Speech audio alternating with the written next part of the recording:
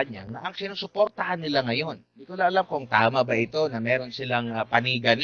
Kasi doon ang daming mga debate sa usaping legal. Ito pong paksyon ni Senador Win Gatchalian at ginamit din ito ni Senador Win Gatchalian na rason during sa kanyang press con after nung kanyang pagkakahalal na aprobado sa ako sa Malacanang, pati sa Kamara, suportado itong paksyon namin. So sabi niyo po rito, Medyo ngayon lang ito nangyayari na nagkaroon ng pagsusob ng Malacanang sa mga kung sinong nahalal sa posisyon. Usually naman kasi may inter-branch courtesy at hindi dapat nanghihimasok ang Malacanang sa pagpili ng kung sinong magiging pinuno ng Senado. Yung Kongreso, pwede yun dahil magkasama sila dun sa branch na tinatawag natin legislative. So, ano ang sense noon? Dahil pinapanigan siya, syempre mas matibay ngayon yung grupo ni Senator Gatchalian kasi naandyan ang Malacanang. opo, lagi pa naman nilang sinasabi na walang pakialam daw yung Malacanang, pati ngayon sa impeachment Tapos may mga pahaging si Yusek Claire Castro. 'Di ba? Na akala ko ba walang pakialam, pero bakit nagbibigay pa rin ng komento na pwede naman sabihin na comment kasi pareho yan sila, yung trabaho ng Senado. So, parang form din ng yung mga Oo. ganyan na mga pahayag po. Admar, yung pagkilala sa pamumuno ni Senator Gatchalian, lumabas yun a few minutes after na nagkaroon ng paghahalal sa plenaryo, no? Kahit na questionable, kahit na may mga issues sa technicalidad, nakita kagad natin pumasok si Yusek Claire at sinabing sinasang-ayunan ng Pangulo ang nangyayari sa Senado. Pwede siguro. Conectados, impeachment or sa flood control anomaly conectados sa impeachment or sa flood control anomaly investigation. Dahil sa flood control. Pero may isang medyo nakakabahala na linabas nila yung isang resolusyon na nung nagkaroon ng pagpapalit, immediately may amendment of the rule to designate a presiding officer for the impeachment court. Makikita mo na tingin ko balanse ang importansya ng dalawa. Mahalaga sa palasyo yung flood control dahil yung karatibong hinahanap ng taong bayan kung sino ang mastermind at yun ay papalapit ng papalapit at narinig na natin yung sinabi ng 18 Marines, no? Importante rin yung impeachment kasi ang punot-dulo ng lahat na ito ay maalis si VP Sara Duterte sa contention ng 2028. So, wala namang kinalaman si VP Sara Duterte dun sa flood control. Pero nakita natin dun sa paggalaw, merong isang resolution na immediately pinasa at yun isa sa tabi yung constitutional requirement ang presiding officer ay ang Senate President sa impeachment ng Vice President. Opo, napo na rin po yung mga pahayag ang mismong nasa isang faction, halimbawa sa mga pahayag sa faction ni Senador Gatchalian, ni Senator Erwin Tulfo ata, and Senator Ping Lacson ba yun, na magkaiba yung kanilang interpretasyon. Yung isa, Senate Pro Tempore, yung isa, Senate President. Nakikita nyo ba na patunay ito na kahit sila parang hindi talaga sure o talagang ginawa lang nila ito, nagbabakasakali lang nila na tanggapin, bro? Alam mo, Admar, the fact na hindi sila naghalal ng Senate President, alam nila may problema sila. Kasi nag-call ka ng vacancy of all chairs, no? Vacant. Unang-una ang mali doon, makikita natin dun sa roll call, 24 yung tinawag. Dun sa 24, kung 24 ang tinawag mo sa roll call, Ano ba ang majority? Ang majority nun 13, hindi 12. Hindi rin sinabi dun sa roll call na wala doon si Senator De La Rosa o wala doon si Senator Jinggoy Estrada. Mention yung 24. So technically, ang kanilang total na miyembro sa roll call ay 24. So paano nagkaroon ng majority na 12? So yun ang isang problema doon. Pangalawa, makikita mo, papasa-pasa sila dyan, hindi nag-vote ang majority floor leader. So paano mo mag-dispense lahat ng binibigkas ng majority floor leader? Hindi siya nag-vote. Ang nag-vote lamang si uh, Protem, si Secgen, at saka si Osaka. Yun lang. Yun nga pag-vote ng Protem, may problema pa dun eh. Kasi hindi nila maintindihan o acting Senate President ba o Senate President. Kasi klarado ang rules. Walang acting na position, may acting lamang kung namatay, may sakit, may ilang iteration doon na sinabi sa rules nila. So clearly, maling-mali. Diyan sa picture ninyong yan, ang nag-a-administer ng oath, sinabi nila the most senior, no? But in the process that he was administering oath, he still remained the minority leader. So, maraming technical issues. Ako yung sumasaludo dun sa SecGen at hindi siya naging parte ng Simcoes, no? At sinabi niyang he will not call the roll. Yung si Attorney Garcia ang nag-call the roll. At makikita mo dun sa calling of the roll, ang huli niya, Senate President Alan Peter Cayetano. So, i-review mo yung buong video na yan. Ang daming kakamali na ginawa na nakakalungkot dahil nakagustuhan nila mapalitan, pwede naman maghintay sila pagdating na ng July 27, ang umaga, para mapalitan, no? Yung nung-adjourn na, kasi may sulat na doon si Senate President Cayetano, nag-adjourn na, pero in-insist pa nila na magkaroon pa ng ganyan. So, nakakalungkot kasi imbis na mag-focus tayo, pero na, pagdating pa ng July 6 sa impeachment court, magigirian pa sila kung sinong presiding officer. Tapos meron pa na letter na mag-work from home ng kahapon. Tapos meron pang letter na hanggang alas 10 lang. Gusto ko ba work from home na tapos hanggang alas 10 lang. Tapos hindi rin ito tumutugma doon sa naging komento ni Senador Erwin Tulfo doon sa kanyang yung post niya tungkol doon sa pintor na ganito ganyan tapos ayon sila sa work from home. Ito yung mga parang hindi nagtutugma po, Prof. Alam mo, ang maganda sana nilang tingnan para hindi naman naipit ang mga kawani ng Senado, natatandaan niyo yung May. Ito yung panahon yung pagtunggali ni Senator Natalie Gonzales at Senator Henning Maceda, may kumuha ng May, hindi ilalagay. Kung wala kang May, walang session. Pero dito, wala siguro nakaisip noon, pero nakakaawa yung mga empleyado ng Senado na willing namang magtrabaho dahil ang sabi nga nitong Gatchalian-led group, kailangan magtrabaho dahil magkano daw milyon-milyon ang nauubos kung hindi sila nagtatrabaho. And yet, nakita mo, nag-work from home, tapos nakita nila nakapasok yung grupo ni na Senator Cayetano, bigla na lang sinabi na hanggang alas 10 naman, no?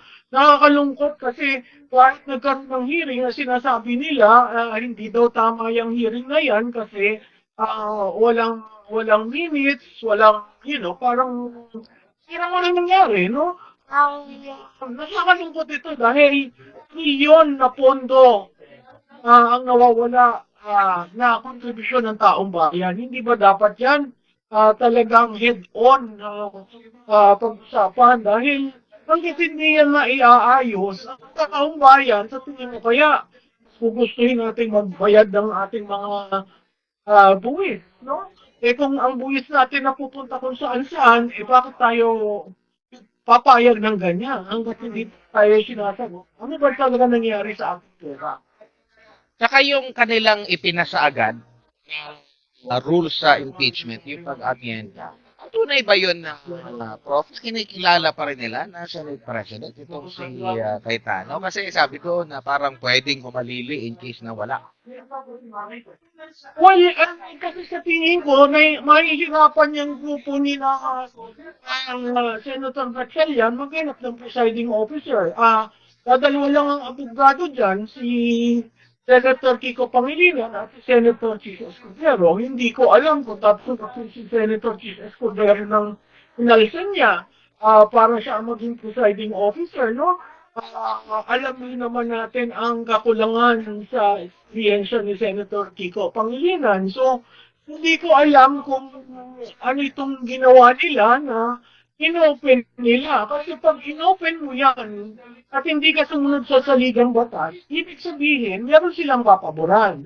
O, merong inunumbra ang Malacanang para maging presiding officer. Yun ang nakakatakot. Opo. Saka isa din sa mga napunagabi yung mga netizen, no? Ah, kasi sila yung nakakita. Matatandaan niyo po, nagpaliwanag po ito si Mig Zubiri.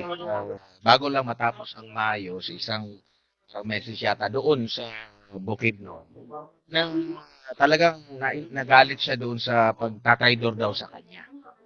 Pero napansin nila na yung isa sa mga nag-try daw sa kanya kasi 'di ba ang pumalit sa kanya itong si Senador Jesus Cudero nakita nila unang kabilang sa mga nagyakapan pa na gano'n nga. Yung mga ganun pong mga klase ng mga pahayag na para bang walang prinsipyo na akala ko ba merong ano tapos ganito bigla na lang ano pong paliwanag doon, Prof? Alam mo, Admar, kasi yung pagiging traitor, ah, sa tingin ko simula pa ng kasaysayan ng Senado, may mga ganyang elemento.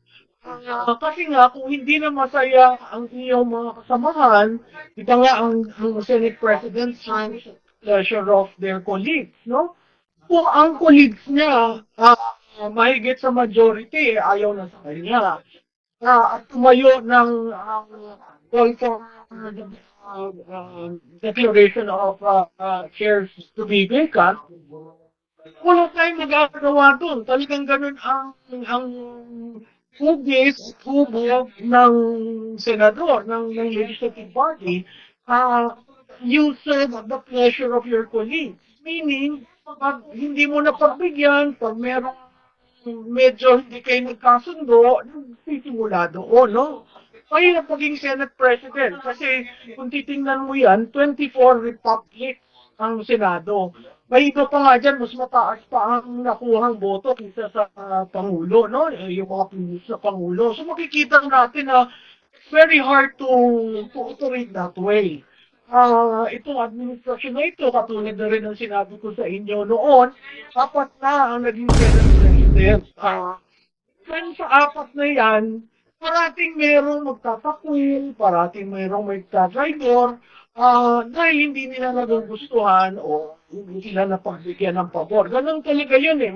May tinatawag ng love groaning, may tinatawag, you scratch my back, I scratch yours. Ganun talaga yung deliberative body. Nawala na sa atin yung mga panahon na elder statesman. Pag sinabi ng elder statesman na hindi, ganito ang ating pag-uusapan. Dito, among themselves. So, isang napakahirap na desisyon na dinaanan ng Senado ay yung pag-alis ng US visa sa atin. Pero nakita nyo, respeto ng bawat isa ang kanilang posisyon. Pero dahil may majority, at the time, I think the Senate President had to break the tie.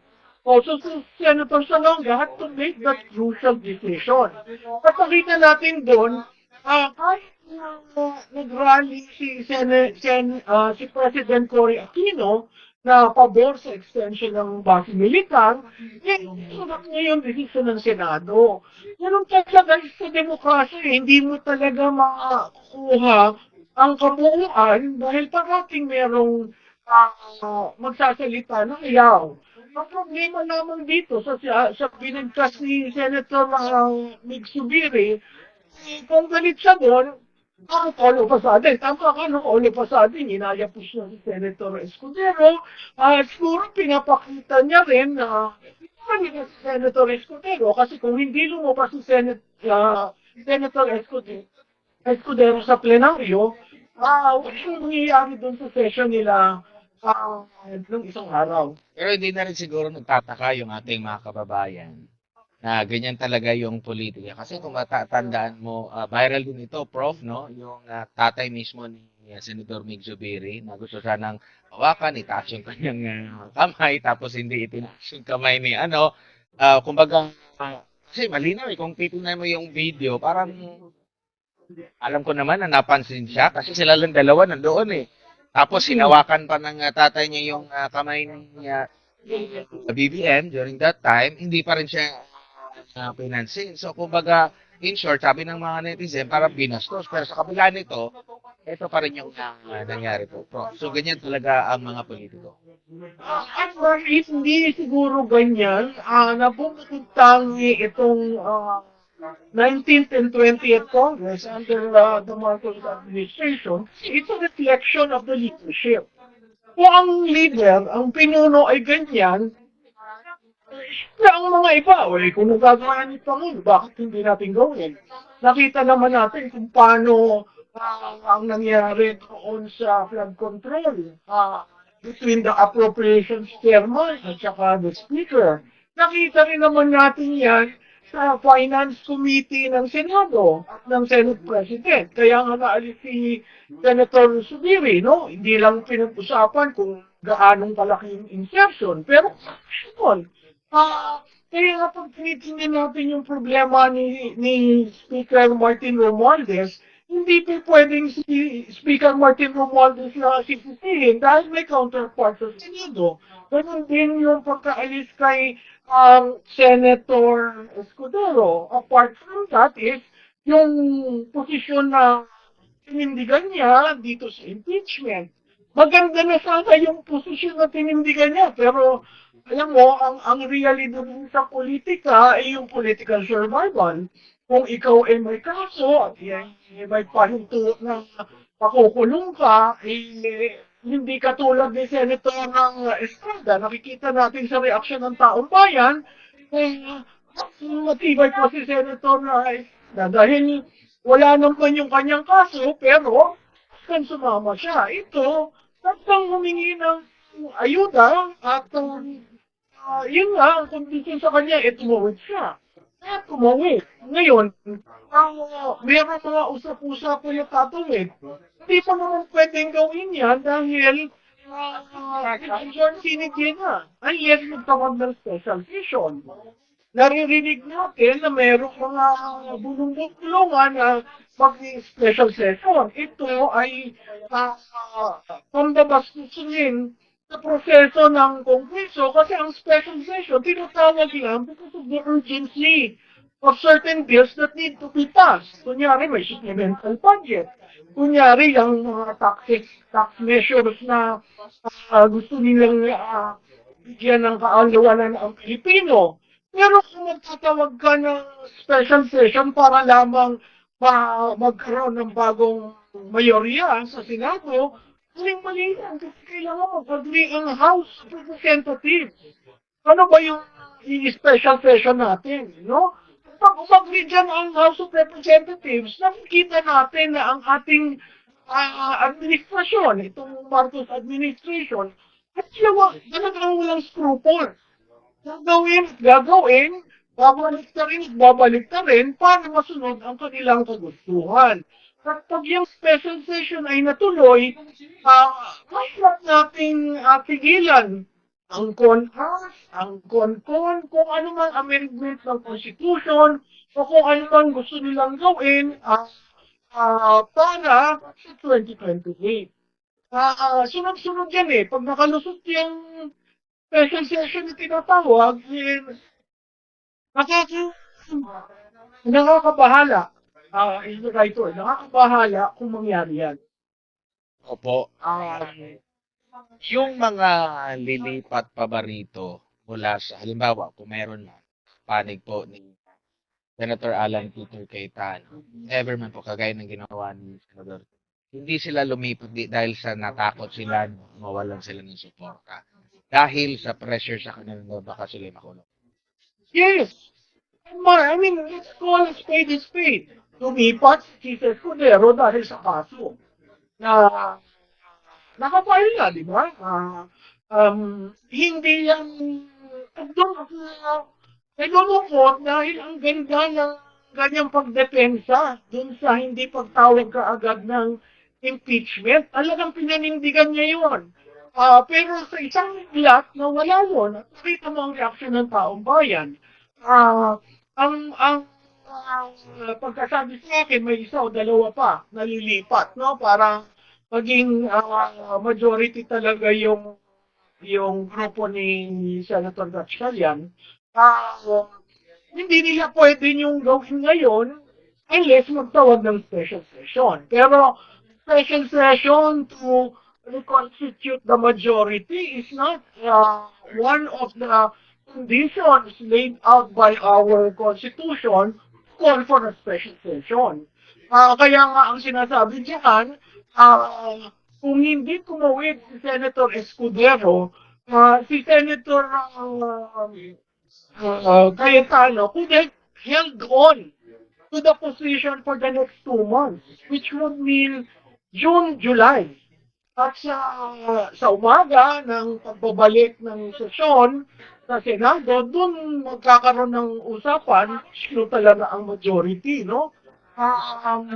Kaya nakakalungkot ito kasi last minute yung ginawa. Talagang the word being used by ng mga Pilipino ay traidoran, dahil talagang tumawin.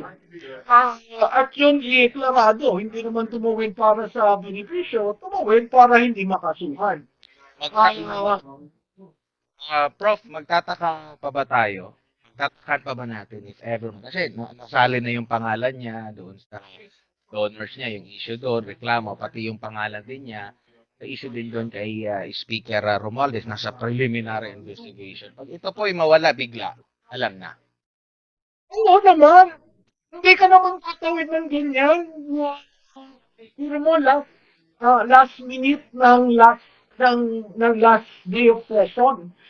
Tatawid ng ganyan kung hindi napakalaking pabor ang binigay sa iyo. Kaya sa taong bayan, tingnan po natin kung bigla na lang nawala yung kaso o file ng kaso pero napakalambot sa madali kang alis, alam na po natin yan. Hindi naman kasi basta-bastang nangyayari yan out of the blue. Ganon rin doon sa isang tatawid. May isang tatawid eh. Kaya at yun ay kakasuhan rin o kinasuhan na. Opo, kasi dito po sa panig po ni Senador Alan Peter Cayetano, karamihan ata sa kanyang aksyon, may raming kinakaharap na mga reklamo at irereklamo at meron na pong kaso. So, ito ay hindi na patungkol sa bahala na walang sumama yung aking imahe dahil sa pag-trader ko, paglipat ko, para na lang na hindi ako makulong. Yan talaga yung malinaw po dito, Prof. Oo, sa tingin ko, hindi sila, dahil may pinanggalingan na si Senator Revilla at si Senator Estrada, kaya nilang labanan, no? Kung ikukulong kami, kulong na naman kami, pero kay Senator Jinggoy, dun sa tatlong kaso, no, yung dalawa, acquitted siya doon, ito na lang isa, no? At ito mahina, dahil ang claim niya talaga, wala siyang insertions na ginawa sa 2025 budget, no? Itong iba, ito pa yung datihan dahil nga hindi nagpakatotoo ang administrasyon na hahanapin nila. It took 9 months when a new budget has been passed. So, tinitingnan ulit sila, no? Yung dun sa sinabi mong sa grupo ni Senator Cayetano. Sa grupo ni Senator Cayetano, pilit at pilit itong administrasyon na ito, lalo na ang ombudsman, humanap ng kaso para malesen ang nasa grupo ni Senator Cayetano. Alam mo, ang nakakalungkot, pag inisip mo, ang majority pala ngayon ay 12. Imagine mo anong effect yan. Pag nagsipa sila ng definition nila sa two-thirds of all members. Diba? Two-thirds of all members, 16 to convict. Ito ang sabihin nila, two-thirds of all members. Yung all members na walang kaso. Walang ganyan distinction sa ligang batas.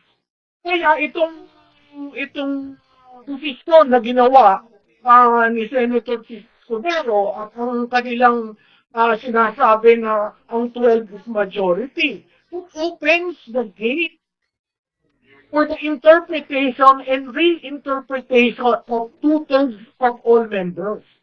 Yan ang nakakatakot. Opo. Dito naman po sa isyong sino ba ang lalapit sa korte? Tingin niyo po yung dalawang faction po na Kasi alam mo, Admar, hindi teachable yung issue eh. Unless nga gamitin nila yung interpretation sa Avellino, no? Yung Avellino, hindi naman pwedeng gamitin yan ngayon dahil hindi naman continuing ang Senate session. Kung yun ang ginamit, sa petition, no? Pero sa tingin ko, sa daming kasong nakabinding sa Senado, ay sa Supreme Court, hindi ko alam kung magiging prioridad yan.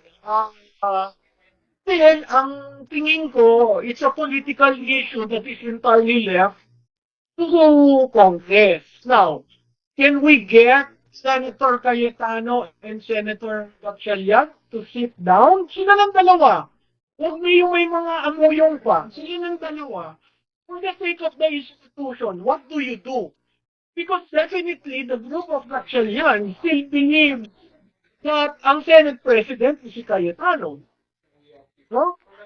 The fact na wala silang hinalal na Cayetano, na Senate President, Cayetano pa rin ang Senate President. Paano nila remedyohan yan? Sa tingin ko silang dalawa ang mag-usap. Hindi mo na kailangan yung the likes of Sota and Lacson eh. Yung dalawang magkapatid na tulfo. No? Kasi talagang binabalahura ang Senado. Nakita mo naman ang mga salitang ginagamit. No? Palakol, pulpul. I mean, these words were never used in the Senate. Proud na proud ako nung pioneer staff ng pagbubukas ng Senado. Ngayon, yung naririnig kong salita, napakasakit dahil nung nag-umpisa ang Senado, hindi nila nakita ang hirap namin para lang mapatakbo yung Senado. Dahil wala namang building ng Senado, pa-occupy lang kami dyan sa National Museum. No? Ang library namin nasa boiler room. Napakahirap nung ginawa namin para mapatakbo. Pero, kung maririnig mo ang mismong senator, nagsasalita ng ganyan, parang ang feeling nila sila lang eh. Alam mo, ang Senado, noon pa yan. So, tandaan nyo naman ang kasaysayan ng Senado. Ang mga dumaan dyan, no? ang mga nagtrabaho dyan, nakakawa ako dun sa mga empleyado ngayon kasi naiipit sila. At biro mo, ang sabi nila, kung sinong a-appear sa Lunes, kung ayaw niyong umapir, wala kayong trabaho. Hindi mo, ganun ang pagiging pinuno. Ang pagiging pinuno, iniisip mo yung mga kasamahan mo, hindi lang yung sarili mo. Saka hindi mo rin masisi yung mga empleyado. Hati kayo eh. Time 12 nga kung tutuusin. So kumbaga hindi nila alam kung sino talaga ang susundin talaga, no? Tapos ganyan pa ang maririnig mo. So imbes na ma-uplift mo yung kanilang moral kasi nga doon pa lang sa paghati, di na nila alam eh. Merong isa sabi ni Senator Cayetano na dapat i-stream pa rin ito, huwag pigilan, ganito ganyan. Hati na sila eh. Di mo maintindihan yung kung saan sila tapos gaganunin mo pa ng mga kataga na hindi na nakakatulong din sa institution po, Prof. Saka admin, wala nang statesman sa kanila. Wala kang nakitang nagmamatanda o kinakausap, kayo, mag-usap tayo. Alam mo, nung panahon namin kasi, naabutan namin yung mga talagang sinauna sa pagdating sa legislative. Parati yun, nag-cross ng aisle. Yung majority pupunta sa minority, kakausapin. Ang parati ko naalala nun, ang minority si JPE at saka si Senator Erap Estrada. Si Senator JPE, malalim din. Magsama-sama tayo, malalim ang reasoning niya. Senator Jingo, Erap Estrada, magpapatawa lamang yan. Makikita mo, nagsasama-sama na. Sa tingin ko, wala na yung panahon na gano'n. Kaya nakakalungkot dahil wala kang makita. Sino ba yung magre-reach out para umupo at mag-usap? Kasi nasusulbahan yan kung kayo ay mag-uusap. Ngayon, kung masyado na kasi naging personal yung nangyari kay Soto at Cayetano, so definitely, may iba. Naniniwala ako na si Senator Gatchalian, siyempre, yun nga lang, hindi ko nagugulat ako sa mga sinasabi niya the past few days. Disente yung mamang yan, at sana maayos nila ni Senator Cayetano kung paano ang Senado magpe-perform. Importante dyan, independent ang Senado. Kasi nakikita natin ang House of Representatives, talagang ang presidente ang nanunumbra dyan sa speaker. Pero sa Senado, talagang kanyan, those are 24 independent republics. So, mahirap mong pasimurin basta-basta dahil gusto mo. Po, bilang panghuli na lang po, Prof, mensahe na lang po sa ating mga kababayang nakatutok dito sa mga kaganapan na ngayon at nakikita na nila na ito yung mga binoto ko. Sila pala yun. Ito pala yung performance nila. Ngayon ko lang nalaman na ganito pala sila. Tagal-tagal na nila dyan. Pero ngayon, lumilitaw na yung kanilang kulay. Ano lang po yung mensahe niyo po sa ating mga kababayan po? Ang ating Senado ho ay refleksyon ng ating mga botante. At refleksyon ng panahon, no? Kung kayo hindi natutuwa sa kanilang ginagawa, tandaan po ninyo yung pangalan nila. At sa 2020, yung mga re-electionists, kayo ho ang humusga. Doon ho sa naguguluhan, tingnan lamang ho ang saligang batas. Basta ang ating saligang batas, wordy, mahaba. Pero pag binasa nyo, maiintindihan nyo na napakahalaga ng independence. No? Independence sa presidente, independence sa kabilang bulwagan. No? So, panoorin po natin, tingnan po natin ng maiging, at tama po yung ginagawa nyo. Kung kayo hindi sang-ayon, magsalita kayo, dahil ultimately, ang bulwagan ng may hawak ng desisyon kung sinong uupo o hindi ay ang taong bayan. Prof, maraming salamat po sa inyong oras at panahon. Happy weekend, happy maulan na weekend. Akin bilang Pilipino, ako gusto lang malaman yung totoo, 'di ba? So, kahit na para sa akin bilang abogado, mas kinikilala ko yung grupo ni Senator Alan Peter Cayetano. Interesado din akong malaman kung anong mangyayari sa Lunes. Opo. Kasi kung katotohanan lang naman ng ang gusto nating malaman, 'di ba? Gusto ko rin masubukan yung 18 Marines na ang kaharap naman nila yung mga mga halatang galit sa kanila or may mga intensyong masama laban sa kanila dahil yung chairman mismo ng Senate Blue Ribbon Committee ng kampo ni Senator Gatchalian napangalanan ng 18 Marines, 'di ba? So magandang makita sa Lunes kung ano yung magiging daloy ng talakayan dahil naimbitahan daw sila ulit nitong grupo naman ni Senator Tulfo.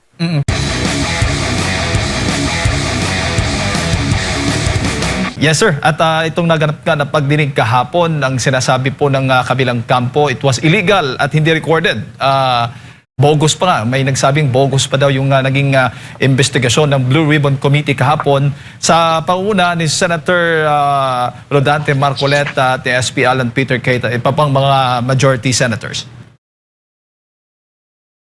Yeah, ang punot dulo nito, Jade, is tama yung sinasabi nila, kunyari nila Senator Erwin Tulfo, kung tama yung pagka-takeover nila sa mayorya ng Senado noong June 3, nung the day before yung Senate Blue Ribbon Committee hearing kahapon. So may katwiran sila kung legal yung ginawa nilang pag-designate, kunyari kay Senator Sherwin Gatchalian bilang Senate President pro tempore at bilang acting President, at sa pagka-deklara nila na vacant yung mga chairmanships ng Senate Committee. Pero sa aking pananaw, hindi po naging legal yung proseso na yon, kaya yung pagtuloy ng Senate Blue Ribbon Committee kahapon sa ilalim ng chairperson na si Senator Pia Cayetano at vice chairperson na si Senator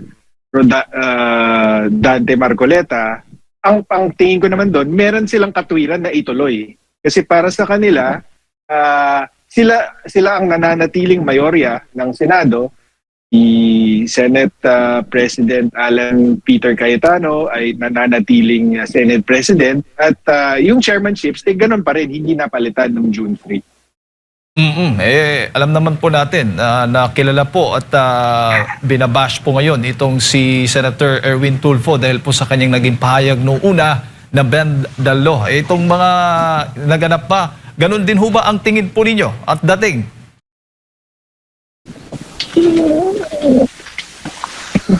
Hello? Na-bend the law ho ba? Na-bend the law ho ba ang mga patakaran nga dyan sa loob ng Senado matapos nga yung pagpapalit nila ng liderato at pagpapalit po ng mga committees chairmanship?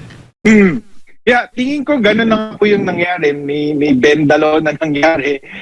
Dahil binasa ko po itong Avellino versus Cuenco, yung Supreme Court case na ginagawang batayan nitong Gatchalian 12 para i-justify yung pag-takeover nila sa Senado noong June 3. At ang nakita po natin is ang pinaka-basic na batayan nila dito ay, ang sabi nila, ayon doon sa kasong yon, pwedeng maging quorum ang 12 senador kahit na 24 ang miyembro ng Senado kung 22 lang ang available sa mga senador out of the 24. Kaya dahil daw doon, pwedeng maging quorum ang 12 senators. Nabanggit ito sa Avellino versus Cuenco. Ang isa sa mga katwiran na ginamit dito ay ayon sa konstitusyon ng mga panahon na yan, kasi 1949 pa itong kasong ito. Nung under the 1935 Constitution, to constitute a quorum for the transaction of business or to do business, a majority of each house is required. So, ang nasa doon sa Avellino versus Cuenco, doon sa decision ay ang majority of each house ay hindi daw nangangahulugan na majority of the members of all the members of each house. So, kung yun ang ginagamit nilang katwiran na so, ang majority of each house, hindi nangangahulugan na a majority of the 24, kundi a majority of those available only. Yun ang ginagamit nilang katwiran. Pero, hindi po tamang batayan yan kasi number one, ang totoong decision or ruling doon sa Avellino versus Cuenco ay hindi naman po yung issue ng quorum, kundi dininay ng Supreme Court yung petisyon na umabot sa Supreme Court dahil ang sabi ng Supreme Court, wala silang jurisdiction to rule on the issue of the Senate leadership squabble in 1949. Ang katwiran ng Supreme Court is it's because it's a political question. Anong ibig sabihin nun? Ang ibig sabihin nun, yung pagpapalit ng liderato sa Senado ayon sa Korte Suprema noong 1949 hindi namin dapat pinapakialaman yan dahil ang mga senador lang ang makaka-decide para sa kanila kung sino ang totoong leader nila. Yun ang naging ruling. Kaya yung mga yung mga sumunod na ruling ng Supreme Court, ang tawag doon obiter dictum, meaning opinion lang yun ng court pero hindi yun binding precedent. Hindi mo siya pwedeng sundan bilang precedent or gamiting batayan na galing sa Supreme Court. So ang sabi ng Supreme Court, wala kaming jurisdiction. Sagutin yung mga tanong na yan. Pero kasi ang naging botohan, Jada Danmar, 11 kasi yung justices ng Supreme Court ng 1949. So anim ang nag-vote to deny the petition ni Senator Abilino. Ang petition ni Senator Abilino is i-recognize siya bilang Senate President at tanggalin si Senator Cuenco naman bilang acting Senate President. So, noong mga panahon na yon, parang si Alan Peter Cayetano, si Senator Abilino, si Senator Gatchalian naman, parang si Senator Cuenco. Siya yung tinalaga bilang acting Senate President. So, anong naging botohan ng Supreme Court? 6 ang nag-deny ng petition dahil nga wala daw jurisdiction ng Supreme Court to determine that question. 4 ang nag-dissent, meaning hindi sila nag-agree na walang jurisdiction ng Korte Suprema at isa namang justice ay absent. Okay? So, anong nangyari? Sabi ng dineny ng petition because walang jurisdiction, tapos out of the 6 justices na nagsabi na walang jurisdiction yung Supreme Court, 2 sa kanila ang nagsabi, at dahil wala tayong jurisdiction, dapat hindi na natin sagutin yung issue ng quorum, kung 12 ba or 13 ang dapat quorum sa Senado. Opo. Tapos yung 4 naman ang nagsabi, so sabi ng Supreme Court sa decision, 2 yung nagsabi na hindi na kailangan talakayin yan. So ang susunod na discussion is opinion lamang ng 4 na justices. So doon lumabas na yung 4 na justices ang nagsasabi, dahil 2 senador out of the 22 ay nasa US at yung isa naman nasa ospital, pwedeng bilangin yung 22 as yung parang denominator at ang 12 pwede maging quorum ng 22. Yun ang naging ruling. Pero 4 lang sila. Yung 4 na nag-dissent, lahat sila agree na 13 dapat ang quorum for Senate membership of 24. So, ang totoong bilangan dun sa issue na 12 ba or 13, 4 versus 4. So, bukod sa obiter dictum na yung 12 is the new 13, hindi rin pwedeng maging binding precedent kasi 4 versus 4 ang botohan tungkol sa issue na yon. Opo. At ang isa pang pagkakaiba ng 1949 case ng Abilino versus Cuenco at yung nangyari nung June 3 is nung 1949, isang araw lang po nangyari ang lahat ng kaguluhan sa Senado. Nagsimula po yung session na 22 po yung senador na present sa session. Nag-walk out lang po yung 10, kaya 12 lang po yung natira. So sabi ng Supreme Court, dahil yung session, 12 senador lang yung natitira, continuation lang yun ng session nung umpisa, kung saan merong malinaw na quorum na 22 senador, merong quorum. Kahit na 12 lang yung natira. Pero dito po sa nangyari nung June 3, mula sa simula, wala po silang quorum na 13. Nagsimula sila, 12. Pwedeng gamitin na basehan yung Abilino versus Cuenco. At saka, isa pa ho, ito siguro yung pinaka matibay na basehan laban doon sa Abilino versus Cuenco. Yung Senate rules po mismo, Rule 2, Section 2 ng Rules of the Senate, nakalagay po doon na all officers shall be elected by a majority vote of all its members. So, paso na po yung Abilino versus Cuenco kasi ayon po sa konstitusyon, meron pong malawak na kapangyarihan ng Senado para gumawa ng sarili nitong rules of procedure. So kapag sinabi po ng rules of the Senate na ang majority ay kinakailangan na majority of all of its members, ibig po sabihin nun, dapat 30, hindi po 12. Mm-mm. Opo. Pero attorney, kasi ang ginawa nila, inalis po nila itong hindi po nila sinama si Senator Bato dahil hindi nga daw present at hindi alam kung saan, at itong si Senator Jinggoy ay nakakulong. So sino ba talaga ang magdedetermine o magde-decide na hindi isama yung dalawa? So hindi po sila hindi pwedeng isama dahil senador pa rin po sila kahit po hindi nag-attend ngayon ng Senate session si Senator Bato or hindi alam kung nasaan siya. Tapos si Senator Jinggoy naman ay nakakulong currently. Hindi po sila pwedeng i-exclude. Wala pong legal basis para i-exclude sila dun sa bilang na 24. Opo. Tapos yun nga po, yung basihan na ginagamit nila, yung Avellino versus Cuenco, kung babasahin niyo po ng maigi yan, at hindi, ang problema po kasi, nung ginamit po yung Avellino versus Cuenco, halos immediately naglabas yung mga mainstream media ng summary ng Avellino versus Cuenco, na kapag binasa mo yung mga summary ng mainstream media, mapapaniwala ka talaga na yun yung sinasabi ng kaso.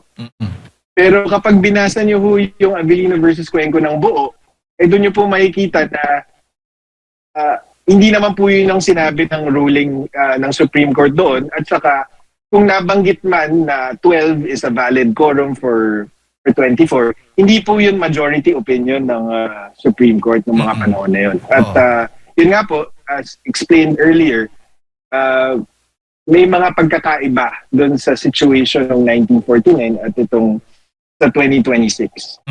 Ang problema ngayon, attorney, ay kinikilala po ng palasyo yung bagong liderato ngayon ng Senado.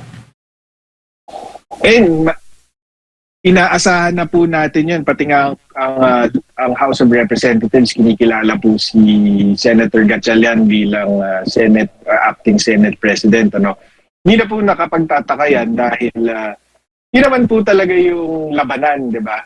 Yung mga kalaban ng Malacanang, yung mga senador na hindi sunod-sunuran sa Malacanang at yung mga sunod-sunuran sa Malacanang. So natural lang po yun na kahit na mahina ang legal na basehan na ginamit para mag-take over ng Senado, talagang kikilalanin niya ng Malacanang dahil yun nga po ang gusto ng Malacanang is ma-control nila yung Senado. At sa panig naman po ng ni SP Cayetano, dapat po bang maging palaban po siya dito sa issue na ito? Opo, kasi nasa tama po siya So, ang tingin ko, nabasa ko kahapon na meron pong balak yung PDP laban na idulog po itong issue na to sa Supreme Court.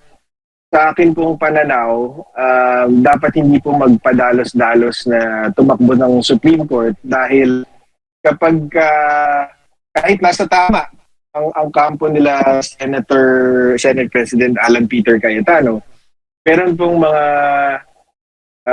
nuances or technicalities na ma-encounter sila pag sila ang nag-file sa Korte Suprema.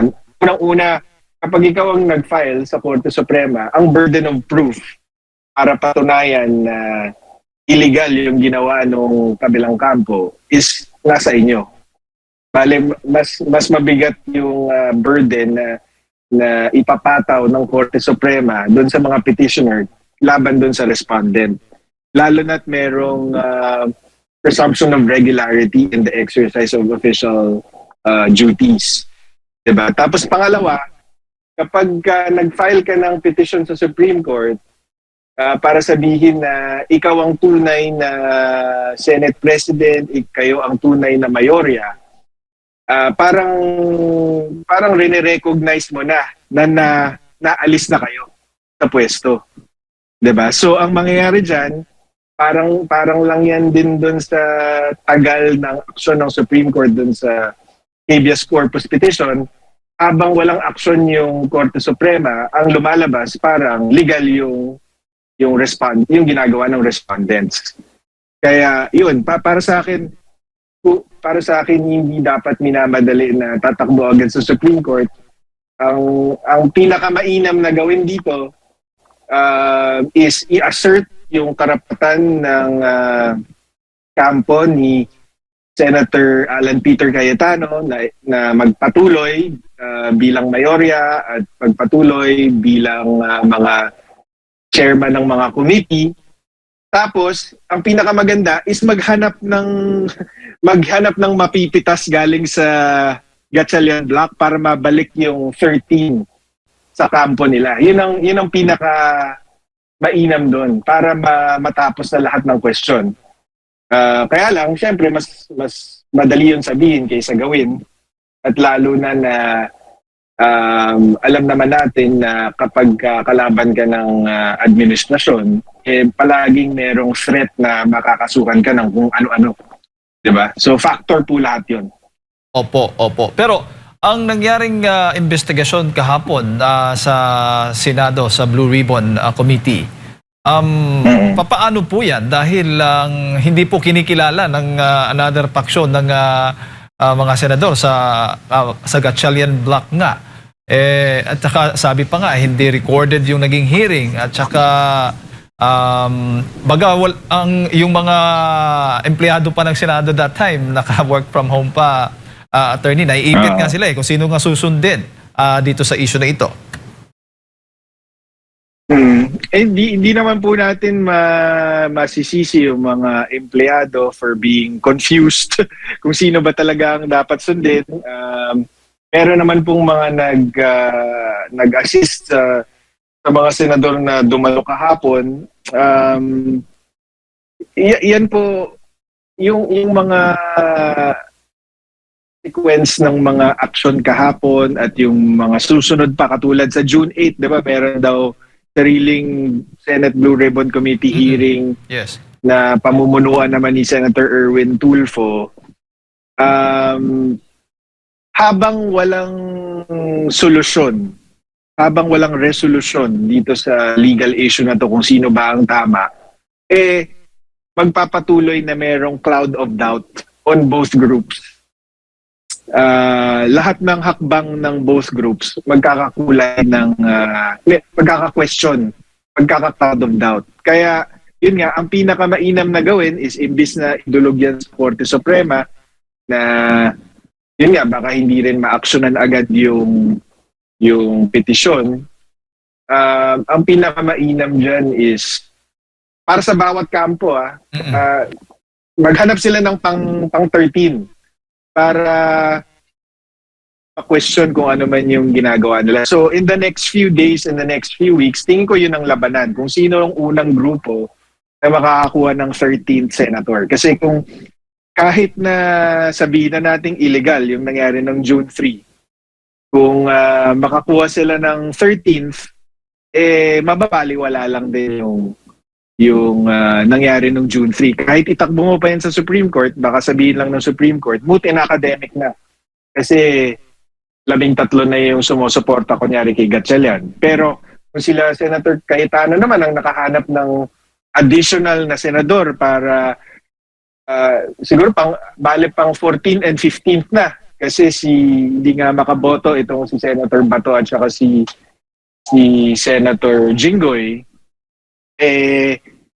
sila po ang magiging legitimate na mayorya. Lalong lang po ngayon, speaking of doon sa mga empleyado po ng Senado, ay may possibility na by Monday, kung hindi ako nagkakamali po, may balitang iimbestigahan po yung mga nagpalusot nga doon sa Brave 18 at sa mga tumulong o sumuporta nga doon sa pagdinig ng Blue Ribbon. Kaya para sa akin, diba, kahit sila Senator Alan Peter naman nagsabi na binalaan din nila yung mga empleyado na haharang naman sa kanila, di ba? So diba, bawat grupo may katwiran yan eh. Meron silang basihan doon sa mga aksyon nila. Pero again, hanggat hindi nare-resolba kung sino talaga ang hanggat hindi nagkakaroon ng 13th or 14th, 15th member yung bawat grupo, lahat ng action nila questionable. Yeah. Opo, opo. Magiging ganun. Nakalimbo tayo hanggat hindi nabubuo yung true majority. Kasi kahit naman sila Senator Sherwin, diba, kaya nga nila hindi mahalal si Sherwin Gatchalian bilang Senate President. Acting Senate President lang ang itinalaga sa kanila dahil alam nilang kailangan nila ng 13. Tingin ko, ang ano lang, Jayden and Mar, diba, dahil sa nakita natin dun sa Avellino versus Cuenco na hindi naman pala malinaw or hindi naman pala sapat na batayan para dun sa ginawa nila. Ang dapat lang tanungin ng mga tao is, bakit nila pinilit yun? Diba? Bakit nila pinilit, kahit mahina yung batayan, bakit nila pinilit? Bakit hindi na lang sila nag-antay ng makakuha ng 13 na miyembro sa hanay nila? Bakit nila ginawa ng June 3, the day before yung June 4 Senate Blue Ribbon Committee hearing na pinabunuan ni Senator Pia at ni Senator Dante Marcoleta? Diba? Yun yung mga tanong na dapat alamin ng sagot ng taong bayan. Tapos sabi ko sa post ko, yung ombudsman, nung Abril pa lang sinasabi na naghanda na ng plunder charges laban kay Senator Cheese Escudero kasama ni former Speaker Martin Romualdez. Makakasuhan pa ba si Senator Cheese Escudero na lumipat na sa Mayorya? Makukulong pa ba siya? So yun yung mga tanong eh. Yung legal issue at hindi yan mareresolve hanggat makumpleto yung true majority of at least 13 on either side. Pero para sa taong bayan, yun ang dapat mga tanungin para kung kinakailangan gumawa ng aksyon ng tao, diba? Alam nila kung bakit nangyayari itong mga ito sa Senado. Actually, kung maalala mo, attorney, nung 3 araw nga na walang sesyon at panay po yung live stream ni SP Alan Peter Cayetano, ay nasabi na rin niya na talagang may gagawin po yung nasa minorya na pagpapalit ng mga chairmanships doon sa mga committee, which is nangyari na nga. Itong nangyaring palit liderato at nais o plano daw talagang pigilan itong Blue Ribbon Committee hearing nila kahapon, which is nakita natin na may mga issue nga ng mga pagharaman doon nga mismo yung SILG John Vic Remulla. Nakita po natin yung tulakan, no, nangyari po sa pagitan nila ni Senator Robin Padilla at ni SILG Remulla, attorney. Ano naman masasabi mo doon? Yeah, malinaw naman talaga na yun nga dahil doon lang sa timing kahit hindi na natin even if we give Secretary John Vic the benefit of the doubt na naglalakad lang daw siya pauwi, diba? Hindi niya pinipigilan sila Senator Robin at Senator Pia na pumasok ng Senado. Kahit wala po yun yung timing lang nung Senate takeover. Kasuspe-suspecha na. Kasi pwede naman po nilang gawin yon later on Diba? Kung wala silang kinakatakutan or kung kagaya ng karamihan ng Pilipino, gusto nilang marinig yung gustong sabihin nitong 18 Marines. Diba? Never mind kung totoo or hindi Kaya nga magkakahiring para sukatin kung totoo yung sinasabi nila or hindi. Pero yung hindi pa sila nagsasalita or hindi pa nasusubukan yung credibilidad nila, ay pinipigilan mo na sila. Anong pong sinasabi nun tungkol sa kanila? Hindi po ba? So, mabuti na lang na kahit na may mga hakbang para pigilan sila, kahit pa paano, na isulong na ituloy naman yung hearing kahapon. So, hindi naman naging successful yung pagtatakip nitong Gatchalian 12. Ngayon, I think it's a fair question kasi may mga tanong bakit daw yung ibang mga pinangalanan na senador noon ng 18 Marines hindi nasama sa hearing kahapon. So fair question 'yun, pero dapat kasi I guess lalabas 'yun sa Monday. 'Di ba? Kaya ako, para sa akin bilang Pilipino, ako gusto lang malaman yung totoo, 'di ba?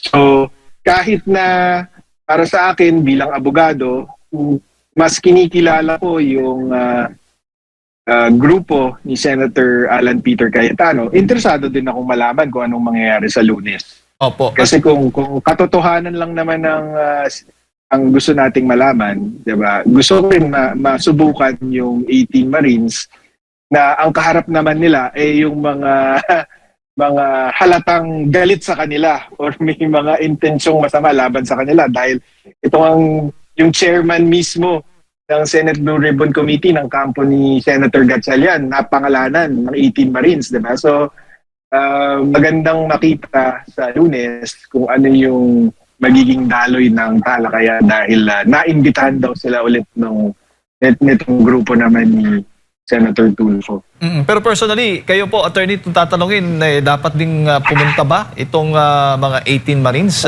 doon sa hearing ng ni Senator Erwin Tulfo on Monday? Alam mo, kung ako bilang Pilipino lang, gusto ko pumunta sila dahil kung totoo naman yung sinasabi nila, maipapakita naman nila yung na totoo yung sinasabi nila kahit anong panghaharas yung gawin sa kanila ng mga senador. Pero that's easier said than done eh. Diba syempre pag pumasok ka sa Lions Den at ang kaharap mo puro senador na pwede kang putulin anytime, diba? Pwede kang bastusin, pwede kang pahiyain, pwede kang takutin, diba? Pwede kang i-contempt kung hindi nila gusto yung sagot mo, 'di ba?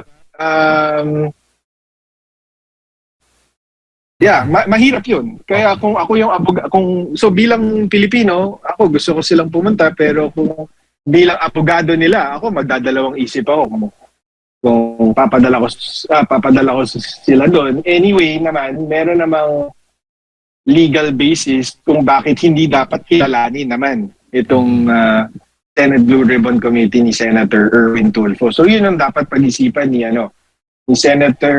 Attorney Baligod. Yeah. Opo. Siguro, attorney, yung huling mensahe mo na lang para sa ating mga kababayan nanonood po, nakikinig sa mga oras na ito. Napakagulo po ng politika, napakagulo po ng gobyerno natin ngayon.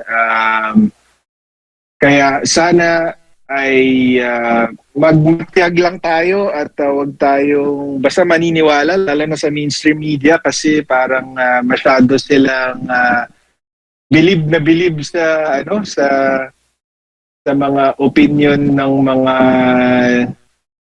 former law deans, IBP at mga legal expert ko na sinasabi na valid daw yung nangyari noong June 3. Pero yun nga po, kung aaralin niyo pong mabuti at kaya pong gawin to ng kahit sinong abogado, kung aaralin po nila ng mabuti yung Abilino versus Cuenco at yung ibang mahalagang provision ng konstitusyon at rules ng Senate, makikita po nila na hindi po matibay na batayan yung Abilino versus Cuenco doon sa ginawa ng Gatchalian 12 noong June 3.